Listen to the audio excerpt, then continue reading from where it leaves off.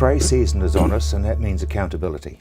Well, what we're really getting now into, Rob, now is the season where we are mixing not only fungicides but also insecticides in our spray mixes to prevent mite, it may be, or aphids, leaf roller, depending on what crop you're in. And these materials are a lot safer than they've ever been, and they are used correctly. They're very safe. However, the training that goes behind this for the growers that must make sure their staff are competent and are accredited and know how to handle and dispatch these and apply these materials and store the chemical itself afterwards correctly, because there are auditors out there looking around, and there are some silly things still go on. It just astounds me. I dare say it's a bit like the seatbelt syndrome.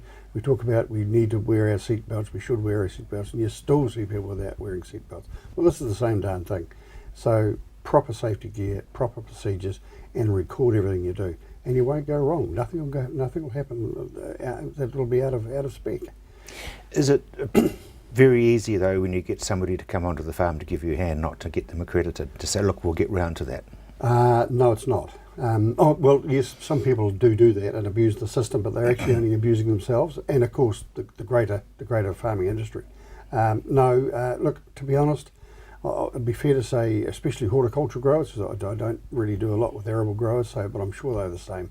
They're a lot more conscientious and also understanding of their responsibilities to them and their staff, especially around health and safety.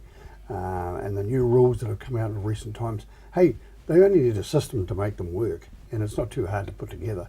For instance, if I go onto your farm, I make sure that you know I'm going to come onto your farm, and the reason why I'm going to come onto your farm, you may be away playing golf like some lucky farmers. I'm sure I shouldn't have said that. but you may be away, and it may be that I go and inspect your crops without you being there. So you still need to know that I'm there, because if I back into your fence or fall into a ditch, you're responsible.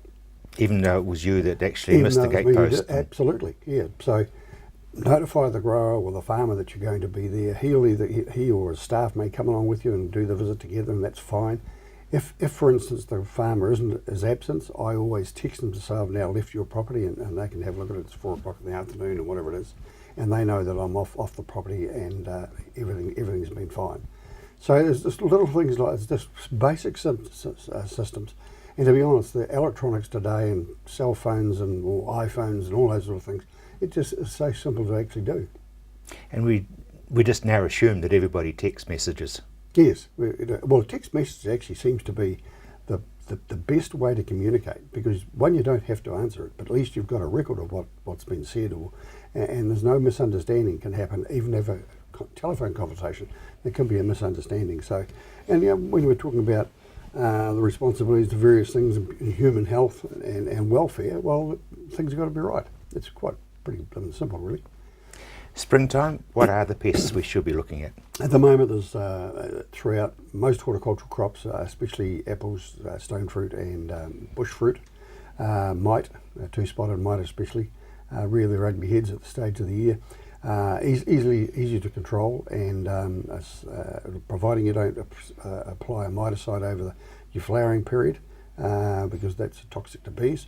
So you've got to be aware of that, and that's another part of that sort of system and processes, toxicity to bees. And if you want to learn and get to know your beekeeper well, we'll just start bowling out some of his bees, and you'll get to know them very well, very quickly. So it's really important that once again the applicator knows what materials do what, and read the label is actually rather a good start.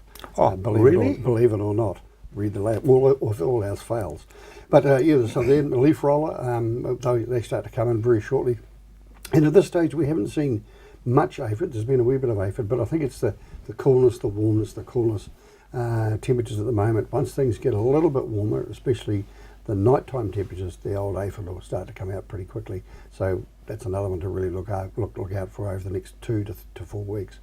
You wait until you see it before you bomb it, though. Yeah, you do. But once you start to see a threshold of whatever that insect may be starting to actually move from, you go in on Monday and you see the odd one, go back on Wednesday and have another look. And if there's more, it's time to spray.